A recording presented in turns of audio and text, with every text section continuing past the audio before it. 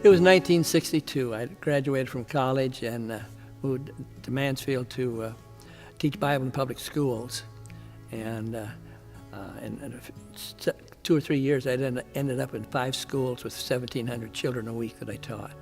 I was also working with this church that I went to, and I went to Mansfield, and it was a growing church. And first thing they asked me to do was work with the teenagers. Then they asked me to be a custodian, and then to be a Christian education director. I became a Pam Scott before I knew her, but then the pastor asked me to lead the choir, and it was an exciting thing. I'd never been in a choir in my life. I'd been in a band, but leading a choir, we did a lot. And then I had a little church here in Seven Hills for 3.5 years, and in between that church and this church, it was about 2 years where I ministered to a lot of different churches, filling the pulpit, and got to see the congregation, see how other churches were operating. And so it was a good experience. And then when Pastor Paul asked me if I would come on staff, that was great. He said, "Come on back to my office, I want to talk to you." And so he shared the opportunity that was here to work as an outreach pastor here. And my tears just began to pour. That was my mission. That's been my burden through life, through the ministry. And I have to admit, I think I said yes before I even prayed about it. But when you meet people at their time of need, you build relationships. And that is a great part of the ministry that I have here at the church, building relationships.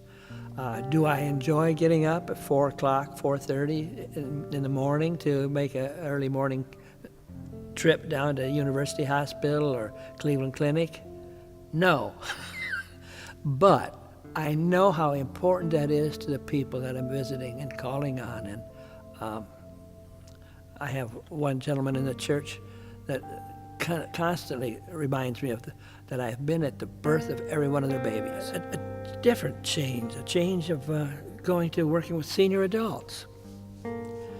Now, I was always teaching other people to be ready to step outside the box and do something. But that didn't mean me. But here I was working with senior adults. I'd never done it before. I'd seen it done. The church where I had been, they had outreaches and like we do here now. We're giving the gospel at every ministry that we have, whether it's a trip or whether it's a meal or whatever. And they're hearing it, and probably 60% of the people that are at the meals are not from our church.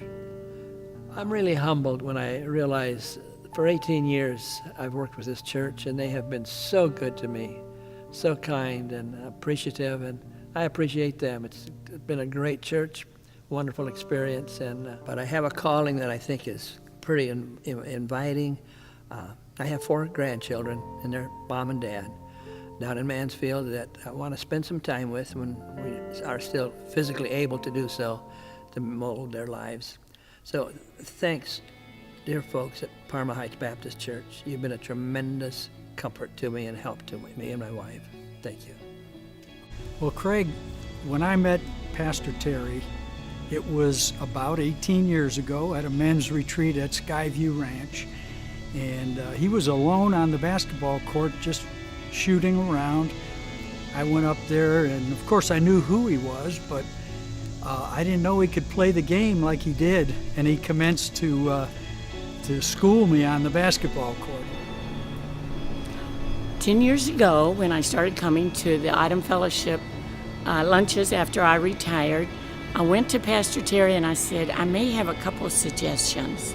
So he looked at me and he said, "So Evelyn, what are you going to do about it?" Oh, that was all I needed to hear. So for the past 10 years, we have worked together trying to make the Item Fellowship lunches wonderful for our outreach ministry. If I've learned nothing else in the 10 years I've worked with Pastor Terry, it is that his commitment and his love for the senior adults, and how he has such a passion for the shut-ins and for those who are in the nursing homes. He's always the first one there, before surgery to have prayer with family, and I know that because he was there with Mick and I. So we will miss him greatly, but I am so excited for him and to be with his grandchildren. His outgoing spirit, he's always got a smile. You don't run into Terry and see him like that. You run into Terry and he's got a smile and he's always friendly, very positive, and he's been a good influence on me, and I've enjoyed working with him very much. Hi, Pastor Terry, Stan here. We've been asked to say a few kind things about you, so this won't take long.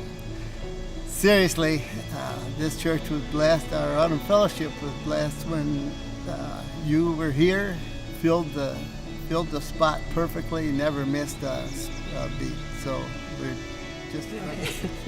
We just want you to know how much we've enjoyed working with you all these years and how much we love you and how much we're going to miss you when you're not here to help us out with Autumn Fellowship.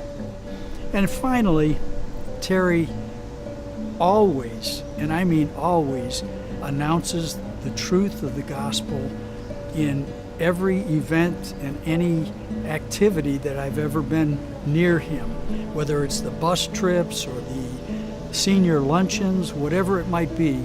You know that he's going to find an opportunity to share Christ